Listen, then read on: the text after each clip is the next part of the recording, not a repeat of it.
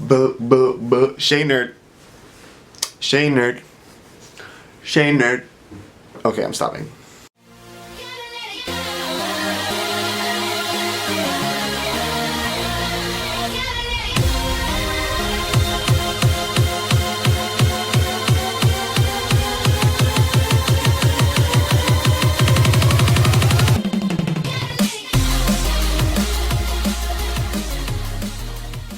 What's up, everybody? So today's review on Anime Club is Ayo no Exorcist. It is recommended by these guys right here.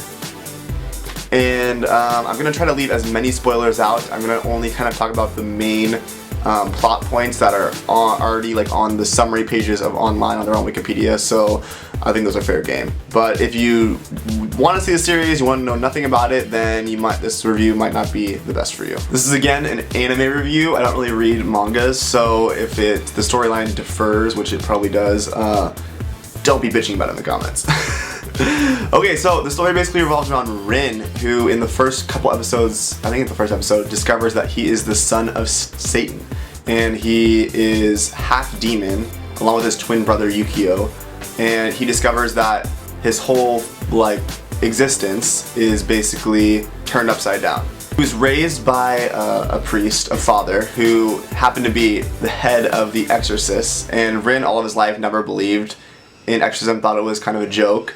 But he starts seeing little demon spirits, and then eventually things happen, and he is whisked away to this new world where he has to decide if he wants to, I guess, follow in his father's footsteps or become an exorcist. And obviously by the title of the name, he becomes an exorcist. So the show basically revolves around mostly this academy that he attends, kind of like how Soul Eater is, except for not really, more gritty obviously, and less comical, I guess you can say. I really liked the concept of this anime. It wasn't the best that I've seen, but it definitely wasn't the worst. So throughout his time at the academy, he pretty much has to hide that he is demon, or else the other exorcists will be hunting for him, because he's basically like the most hunted person in the non-demonic world at the time. Even his brother wants to kill him when he first starts because of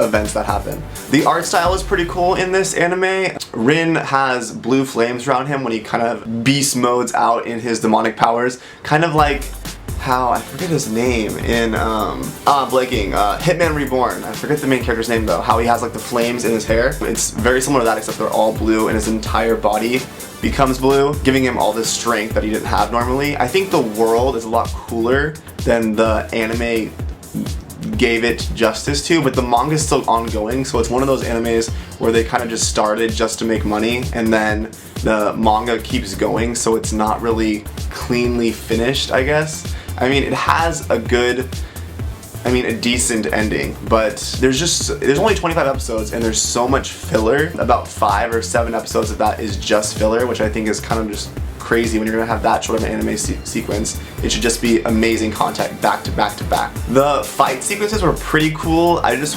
kind of wanted to see more from the other students besides Rin. I feel like it focused mostly on Rin and his fighting style. There was one time in the series when everyone kind of has to work together, and you kind of see their different strengths, and then Rin just takes over, and then it's kind of like the show for Rin. Then after that, there's not really any, everyone else basically becomes useless, because Rin's powers are so great that it's like he's obviously gonna have to fight for them because he matches their strength 10 times over. So I wish it kind of showed more of their strengths and why they were relevant in the series, because they were kind of just placeholders, it seemed like, because if they can't fight, what's the point? I get it was to create kind of a little bit of tension between one of the classmates and Rin, but even then it didn't come across very good to me.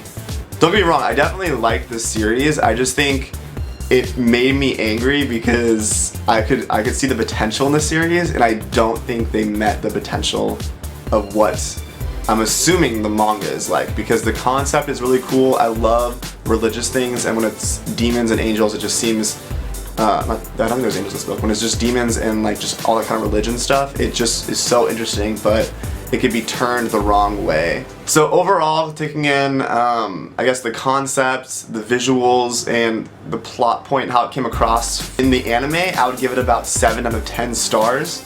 Definitely not the best anime that I've seen, and like I said before, not the worst. If you love anime, it's worth a watch. I enjoyed it.